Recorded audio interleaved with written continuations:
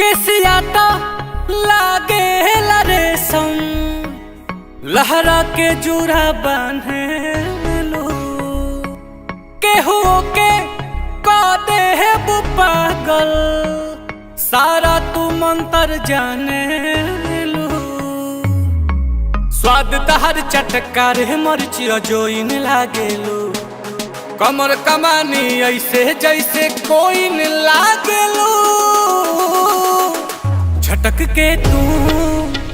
मटक के चले लो ए जान साचो फिल्म के हीरोइन लागे लो झटक के तू मटक के चले लो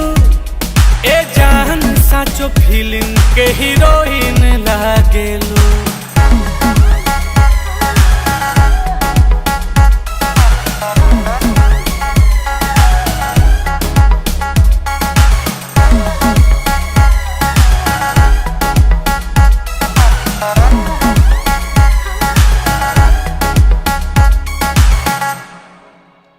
धुआं नियन बेबी तहार उड़ता है क्रेज हो ले लू जान भले कमे बहाएज हो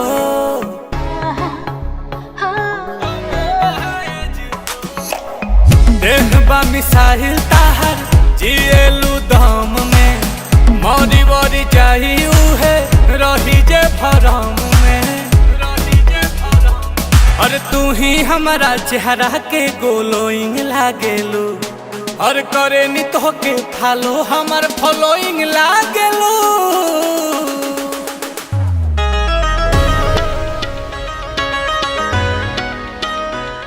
ए जान साचो फिल्म के हीरोइन लागेलू झटक के तू मटक के चले लो ए जान साचो फिल्म के हीरोइन लागे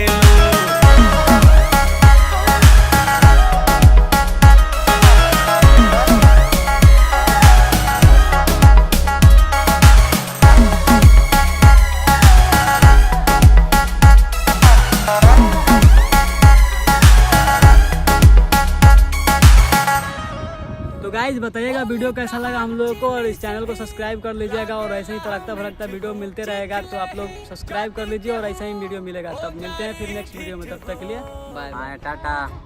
झटक के तू मटक के